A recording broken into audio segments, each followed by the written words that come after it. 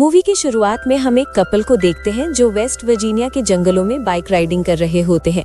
Three finger उन्हें छुपकर देख रहा होता है और फिर उनका पीछा करने लगता है। वो एक तीर से लड़के पर हमला करता है जिससे लड़का अपनी बाइक से नीचे गिर जाता है। लड़की परेशान होकर लड़के के पास जाती है। उसी वक्त थ्री फिंगर एक और तीर चलाता है जो लड़के के मुंह के आर पार हो जाता है। लड़की बहुत डर जाती है और वहाँ से भागने लगती है। अपनी बाइक चलाते चलाते उसे पता नहीं चलता और वो एक नुकीली वायर में फंसकर गिर जाती है। ये नुकीली वायर वन आई और 100 टीथ ने लगाई थी। दोनों दर्दनाक तरीके से उसे ऊपर उठा लेते हैं। थ्री फिंगर आकर लड़की का सिर उसके शरीर से अलग कर देता है। इसके बाद हम डैनी और टोनी को देखते हैं। इनके साथ उनके कुछ दोस्त भी होते हैं। ये सब घूमने के लिए एक होटल जा रहे होते हैं। कुछ दिन पहले डैनी को एक लेटर मिला था जिसमें लिखा था कि तुम होटल के मालिक हो, तुम आओ, हमें खुशी होगी तुमसे मिलकर। डैनी बहुत खुश होता है और अपने दोस्तों के साथ उसी होटल के लिए रवाना हो जाता है। वे होटल पहुंच जाते हैं। होटल पहुंचते ही केयरटेकर उनका स्वागत करता है, लेकिन वो ज्यादा खुश नहीं होता क्योंकि उसे लगा था डैनी अकेला आएगा, जबकि साथ में कई दोस्त भी हैं। यहाँ हम एक बुजुर्ग महिला को भी देखते हैं जो होटल से चेकआउट कर रही होती है। अचानक एक उड़ती हुई खिलाड़ी आती है और उसके अंदर घुस जाती है। इसी दौरान होटल का केयरटेकर वहाँ आता है और उसकी गर्दन मरोड़ देता है, जिससे महिला मर जाती है। इस होटल से चेकआउट करने का मतलब मौत है, यानी जो भी होटल से जाना चाहता है वो मरकर ही जाएगा।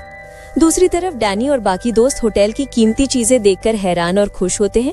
वे चीजें बहुत महंगी थी और अब डैनी की होने वाली थी। रात का वक्त होता है और होटल का केयरटेकर जैक्सन जंगल की तरफ जा रहा होता है। वहाँ वे तीनों भाइयों से मिलता है और उन्हें समझाता है कि बुजुर्ग महिला को ऐसे नहीं मारना चाहिए था। हमें ये भी पता चलता है कि ये तीनों भाई और जैक्सन आपस में सगे भाई हैं और जो दूसरी केयरटेकर है वो भी इनकी बहन है। अगली सुबह डैनी की क्लोज फ्रेंड होटल में जा रही होती है। उसकी नजर जैक्सन पर पड़ती है जो एक जगह खून साफ कर रहा था। ये वही जगह थी जहाँ बुजुर्ग महिला को मारा गया था, लेकिन वो बिना समझे वहाँ से चली जाती है। दोस्त मार्केट में जाते हैं और उनकी नजर एक बोर्ड पर पड़ती है जहाँ मिसिंग लोगों के पोस्टर लगे होते हैं, यानी वहाँ गायब हुए लोगों की तस्वीरें टंगी होती हैं। इसी दौरान शेरिफ आता है और एक नया पोस्टर लगाता है। ये वही बुजुर्ग औरत होती है। रात को जैक्सन को होटल के अंदर विभिन्न हथियार दिखाए जाते हैं, जिनमें से वो एक क्रॉस उठा लेता है। जैक्सन डैनी से कहता है कि चलो शिकार करते हैं। वे जंगल में चले जाते हैं जहाँ उन्हें एक हिरन दिखता है। जैक्सन उसे शिकार करना सिखा रहा था, लेकिन असल में वो इंसानों को मारने की ट्रेनिंग दे रहा था। जैसे जैसे वो डैनी को हिरन को मारना सिखा रहा था, उसी तरफ दूसरी तरफ थ्री फिंगर शेरिफ को मार रहा होता है। हिरन मारा जाता है और शेरिफ भी बुरी तरह से मारा जाता है। दूसरी तरफ डैनी के दोस्त डैनी को ढूंढ रहे होते हैं, क्योंकि डैनी उन्हें बताकर नहीं गया था, इसलिए वे परेशान हो रहे होते हैं। खासकर डैनी की क्लोज फ्रेंड टोनी बहुत परेशान होती है और अपने एक दोस्त को उसे खोजने जंगल भेजती है। वहाँ दोस्त मरे हुए हिरण को देखता है जिसे सौतीत बुरी तरह खा रहा होता है। ये देखकर वो डर जाता है और भागने लगता है। भागते हुए उसकी टक्कर डैनी से हो जाती है और दोनों नीचे ढलान में गिर जाते हैं। गिरते समय डैनी एक नुकीली तार में फंस जाता है, जिससे वो काफी घायल हो जाता है। उसका दोस्त मदद के लिए चिल्लाता है और तभी जैक्सन वहाँ आता है। वो उनकी मदद करता है और उन्हें वहाँ से निकालकर होटल में वापस ले आता है। होटल की दूसरी केयरटेकर जो लड़की है, डैनी का ख्याल रखती है और दवा लगाती है। उसी बीच डैनी की क्लोज फ्रेंड टोनी भी आती है और केयरटेकर सैली वहाँ से चली जाती है।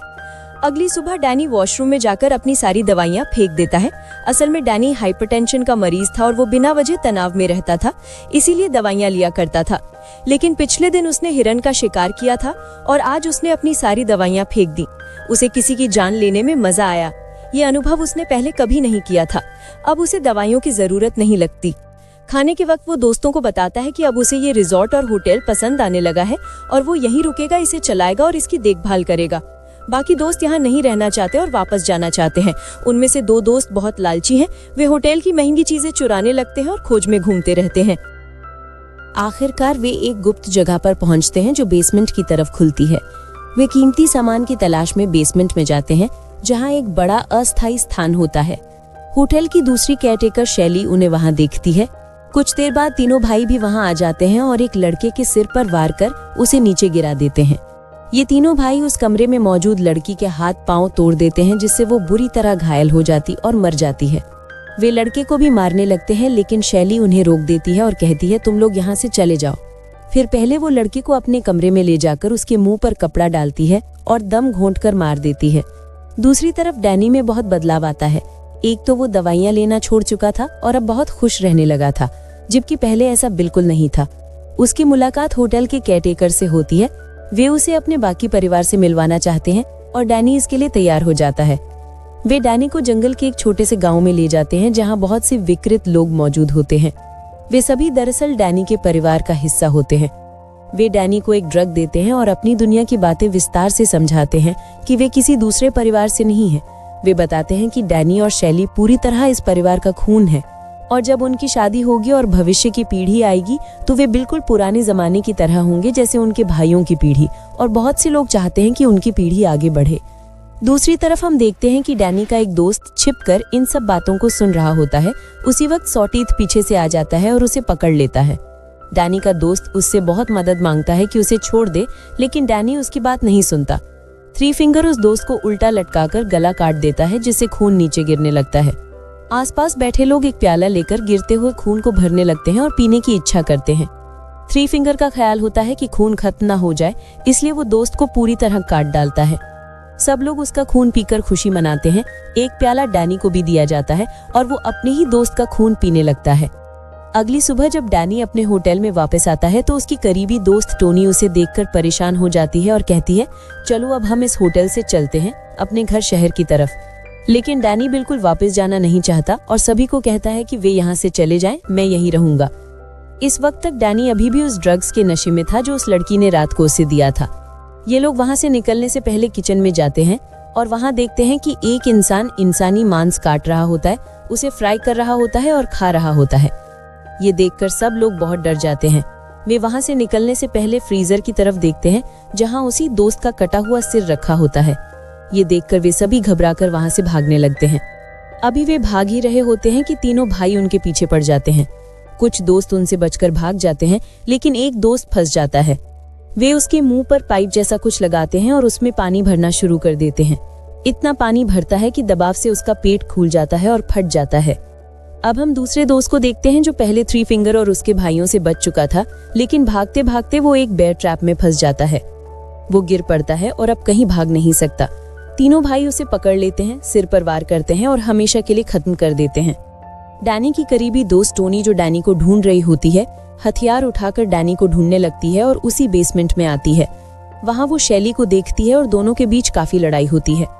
टोनी उसके चेहरे को पानी में डुबो देती है और हथियार से उसे शूट कर देती है। तभी डैनी पहुंचता है, अपनी दोस्त से हथियार छीन लेता है और गोली लगी हुई शैली की जान बचाने का प्रयास करता है। डैनी टोनी से कहता है कि तुरंत यहाँ से भागो और टोनी वहां से भागने लगती है। इसी बीच होटल का दूसरा केयरटेकर जैक्सन उसका पीछा करता है। दोनों में लड़ाई होती है, जिसमें टोनी आखिरकार चाबी की मदद से जैक्सन की आंखें फोड़ देती है और वो दर्दनाक तरीके से मर जाता है। टोनी भाग ही रही होती है कि डैनी आता है और अपनी ही दोस्त पर बंदूक तान देता है। इसका मतलब था कि डैनी नहीं चाहता कि टोनी जिंदा रहे, क्योंकि वो इस फैमिली के बारे में बहुत कुछ जान चुकी थी और ये डैनी के लिए रिस्क था। तभी थ्री फिंगर और उसके भाई भी वहां आ जाते हैं। डैनी अपनी दोस्त और फैमिली में से अपनी फैमिली को चुनता है। थ्री फिंगर टोनी को भी मार देता है। फिर कहानी कुछ दिन बाद दिखती है, जहां डैनी होटल चला रहा होता है और आने वाली फैमिली का स्वागत करता है। लेकिन असल में इस होटल की आड़ में इंसानों को मारा और खाया जा रहा होता है। तीनों भाई वहां इंसानी मांस का कबाब बना रहे होते हैं। इसी के साथ फिल्म का अंत होता है। Thanks for watching.